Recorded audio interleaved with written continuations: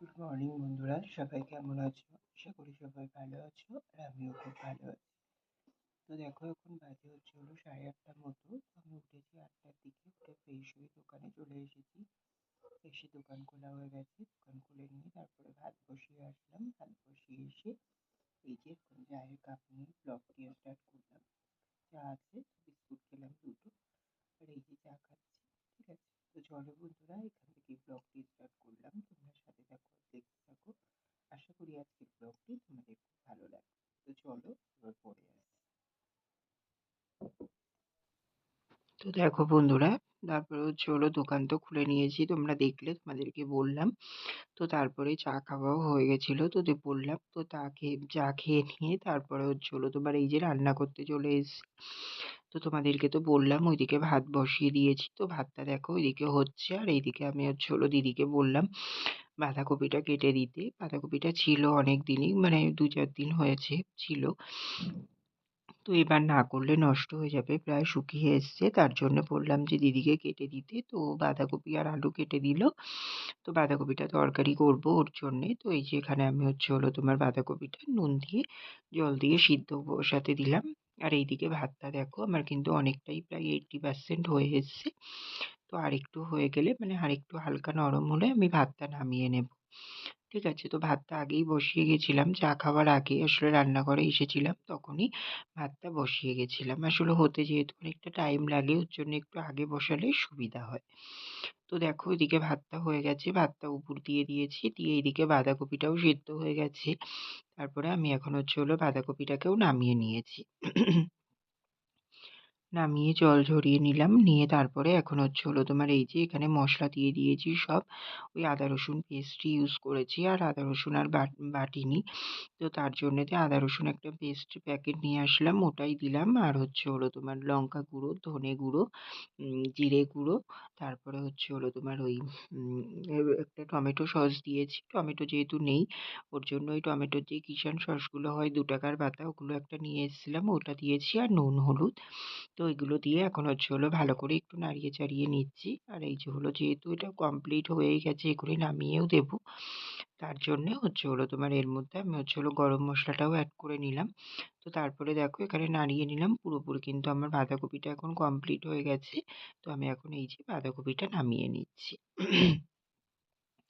তো দেখো বাঁধাকপিটা এখানে আমার পুরোপুরি কমপ্লিট হয়ে গেল। এখন তারপরে তোমার আমি কড়াইটা একটু ধুয়ে নেব, জাস্ট কারণ বাঁধাকপিটা নামিয়েছি, এবার লেগে আছে, ওর জন্যতে ভাবলাম যে একটু না ধুয়ে নিলে হবে না, তার জন্য একটু হালকা করে ধুয়ে নিলাম। ধুয়ে নিয়ে তারপরে এখন আমি এই যে তোমার ওই বিট ভাজবো। তো তার জন্য এই যে একটু গরম জল, মানে জল দিলাম কড়াইতে, আর তার মধ্যে এই যে নুন হলুদ দিয়ে দিয়েছি। তারপরে আমি এখন তোমার এর মধ্যে একটু চিনিও দিয়ে দিচ্ছি, দিয়ে তারপরে বিটগুলো দেবো ভাজতে। তো দেখো তোমাদেরকে আর শেয়ার করা হয়নি, আমার বিটটা ভাজা হয়ে গেছিলো, আমি বিট ভাজাটা নামিয়ে তারপরে এই যে এখানে তোমার ডালটাও ফোড়ন দিয়ে নিয়েছিলাম। তো ওই ডালটা ভাতের সঙ্গে সিদ্ধ হতে দিয়েছিলাম, তো ওটা সিদ্ধ হয়ে গেছিলো, নামিয়ে নিয়ে তারপরে নুন হলুদ দিয়ে ঘুটে নিয়ে তারপরে ফোড়ন দিলাম, পেঁয়াজ ফোড়নই দিলাম, দিয়ে এখন নামিয়ে নিয়েছি। ডালটা এই যে নামিয়ে নিলাম, দেখলে তোমরা।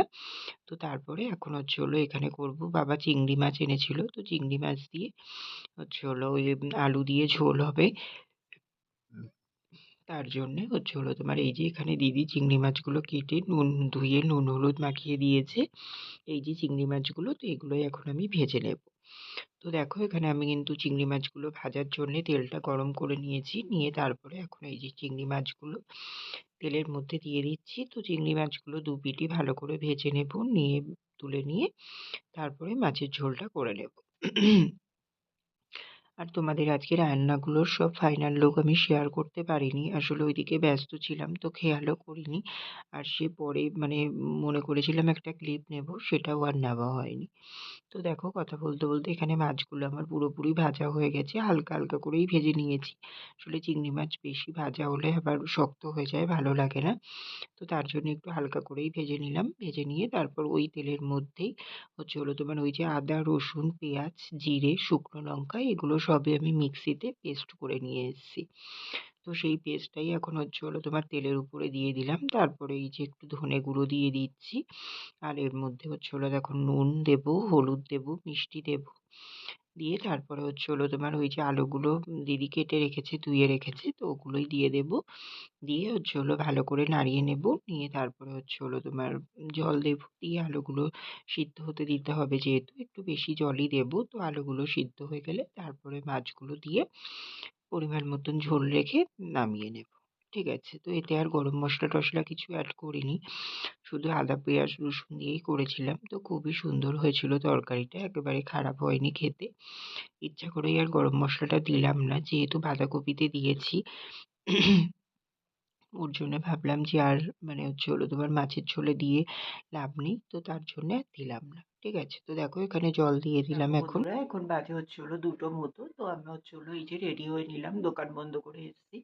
এসে তারপরে রেডি হয়ে নিলাম। এখন যাবো হচ্ছে হলো বাজারে। দোকানের কিছু মাল কেনার আছে। তো সেগুলো আনতেই যাবো। ঠিক আছে?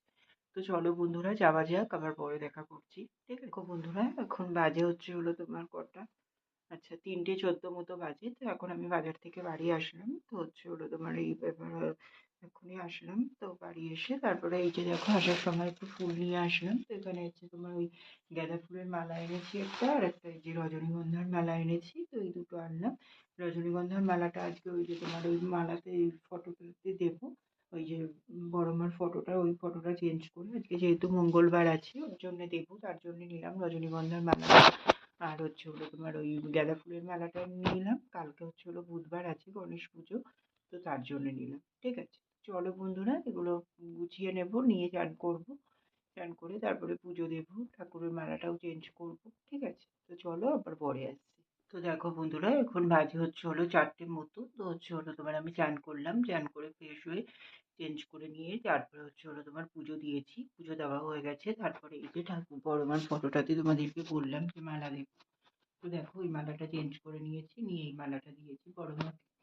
দিয়ে তারপরে হচ্ছে হলো তোমার খাওয়া দাওয়া করলাম। তো খাওয়া দাওয়া করলাম হচ্ছে হলো তোমার ভাত, আর হচ্ছে হলো বাঁধাকপি তরকারি, আর হচ্ছে হলো তোমার ওই চিংড়ি মাছ দিয়ে আলু দিয়ে ঝোল। তো এগুলোই খাওয়া দাওয়া করলাম। করে তারপরে হচ্ছে হলো তোমার এই এখন উপরে আসলাম। এখন একটু রেস্ট নেব, নিয়ে আবার দোকানে যাওয়া আছে। ঠিক আছে? তো চলো বন্ধুরা আবার পরে দেখা করছি। এখন একটু রেস্ট নিয়ে নিই। দেখো বড়মার ফটোটা এখানে রেখেছি, তোমাদেরকে যে বললাম এখানে রাখা হয়েছে। আর এই যে মালাটা চেঞ্জ করেছি, তো এইভাবেই রেখেছি। তো সবাই দেখো একটু ব্যাক ক্যামেরায় ওর জন্য দেখিয়ে দিলাম কেমন লাগছে, সবাই একটু কমেন্টস করে বলো। ঠিক আছে? তো দেখো এই যে এবারে ঠিক আছে। আসলে ওই তোমার ঝাপসা লাগছিল, ওর জন্য একটু ঠিক করে নিলাম। ঠিক আছে? তো দেখো বন্ধুরা অনেকক্ষণ পরেই তোমাদের সামনে আসলাম। সেই দুপুরে এসেছিলাম। তো তারপরে হচ্ছে হলো রেস্ট নিয়ে হচ্ছে হলো তোমার দোকানে চলে গেলাম। 5টার দিকে উঠে ফ্রেশ হয়ে দোকানে গেলাম। গিয়ে দোকান খুলে নিয়ে দোকানের মাল গুছালাম। তারপরে একটু বসেছিলাম। তারপরে হচ্ছে হলো সন্ধে দিলাম। সন্ধে দিয়ে তারপরে হচ্ছে হলো তোমার ওই 7টার দিকে চা খেলাম। শুধু চাই খেয়েছিলাম। তারপরে হচ্ছে হলো তোমার এই 10টার দিকে দোকান বন্ধ করলাম। দোকান বন্ধ করে ঘরে আসলাম। ঘরে এসে তারপরে হচ্ছে হলো তোমার খাওয়া দাওয়া করলাম। তো খাওয়া দাওয়া করলাম হচ্ছে হলো তোমার ভাত, আর হচ্ছে হলো তোমার ওই চিংড়ি মাছ আলু দিয়ে ঝোল করেছিলাম সেটাই। আর হচ্ছে হলো তোমার মা তো রুটি খেয়েছে হাতে। আর হচ্ছে হলো তোমার দিদি আর ভাত খেলো না আজকে। আসলে ওর শরীরটা একটু খারাপ, জ্বর জ্বর লাগছে। তার মধ্যে দুবার পটি হয়েছে। তো হচ্ছে হলো ওর জন্য ওকে ট্যাবলেট এনে দিলাম পটি। আর হচ্ছে হলো সাথে ব্রিটানিয়া বিস্কুট বললাম খেতে, ভাত খাবে না বলছিল। তো আমি বললাম যে খালি পেটে থাকার থেকে ব্রিটানিয়া বিস্কুটটা খেলে পটিটার দিক থেকেও সুবিধা হবে।